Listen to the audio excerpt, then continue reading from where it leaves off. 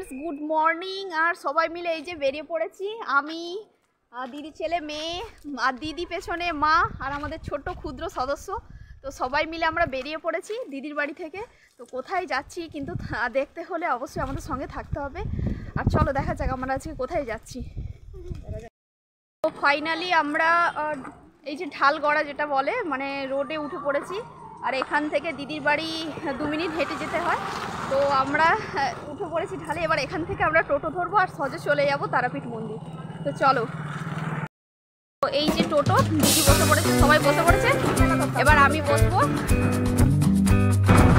Finally আমরা টোটোতে উঠে পড়েছি আর তারাপীঠ যাওয়ার রাস্তাটা এতটাই বাজে মানে রাস্তা রাস্তা চলে যাচ্ছি। এখন আমরা টোটোর মধ্যে রয়েছি, এই যে কেমন মজা।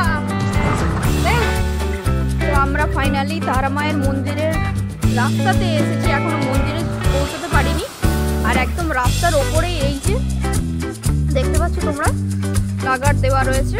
তো আমরা এবার এই পথে যাবো।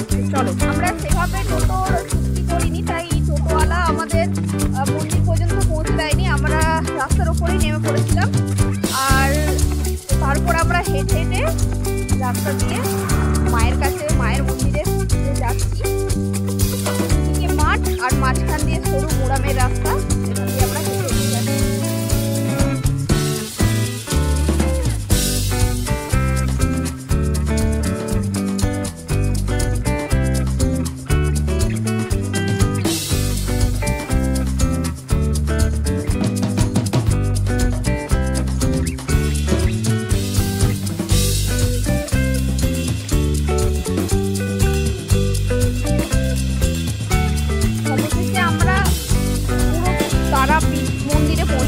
তো তারা মায়ের মন্দির আর তারাপীঠ বলতে এটা কিন্তু এটা যশোরা পাঁশকুড়া পূর্ব মেদিনীপুর চক গোপালে এই মন্দিরটা অবস্থিত। তো আমরা সেখানে পৌঁছে গেলাম, এই যে তারা মায়ের মন্দির।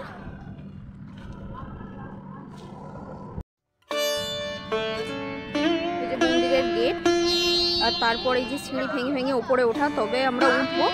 আর এই যে আমার দেখো তোমরা সবাই, তার আগে এই যে মানে মাতৃদর্শন আর মাতৃপুজোর সময়ের যে নীলঘণ্টটা আমি একবার তোমাদের দেখিয়ে নিচ্ছি, তোমরা একবার দেখো কখন খোলা থাকে, কতক্ষণ পর্যন্ত পুজো দেওয়ার টাইম, তো সব কিছু এখানে লেখা রয়েছে, তোমরা একবার দেখে নাও।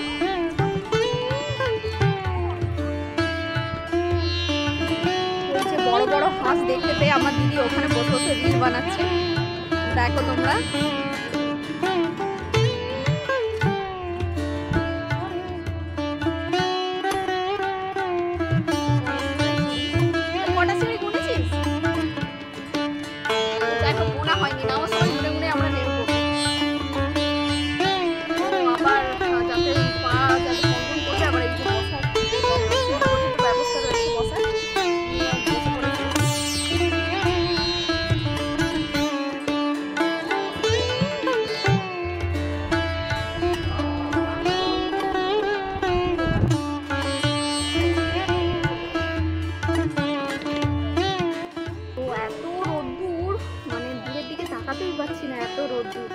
আর আমরা মন্দিরের ওপরে উঠে পড়েছি সিঁড়ি ভেঙে ভেঙে, এবার মায়ের দর্শন করবো।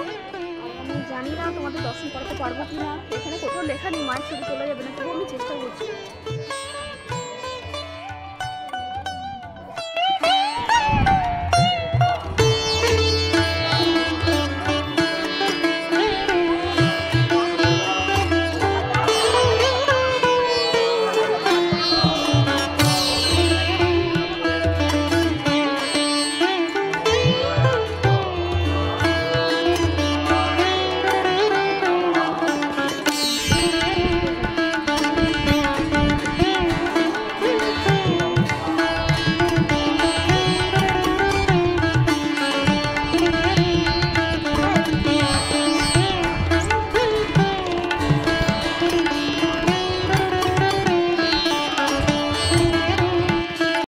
মন্দিরের পাশে ভোগশালা রয়েছে আর আমাদের টিকিটটা আগে থেকেই কাটা হয়েছিল, কারণ গতবারে দিদিরা এসেছিল তো ওরা এখানকার সাথে যোগাযোগ ব্যবস্থা মানে ফোন নাম্বার নিয়ে রেখেছিল, তাই দিদি ফোন করে দিতে টুকুনগুলো আমাদের হয়ে গেছে। মন্দির দর্শন, মাকে দর্শন হয়ে গেছে, এবার আমরা খাওয়া দাওয়া করে নেবো। তো চলো একবার ভোগশালাটা তোমাদের দেখিয়ে দিই।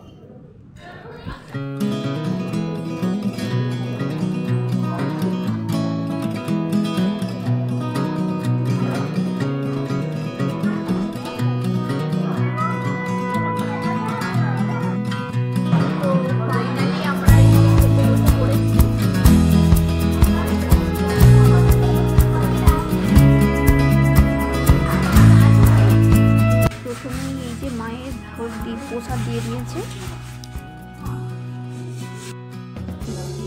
ভাত, ডাল আর এই যে ছেচকি, কলা ভাজা, এটা একটা সবজি,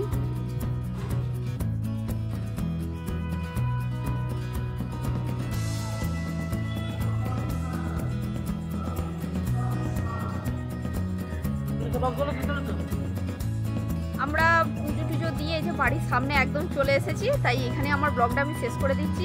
টাটা বন্ধুরা, সবাই ভালো থেকো, সুস্থ থেকো, আবার পরে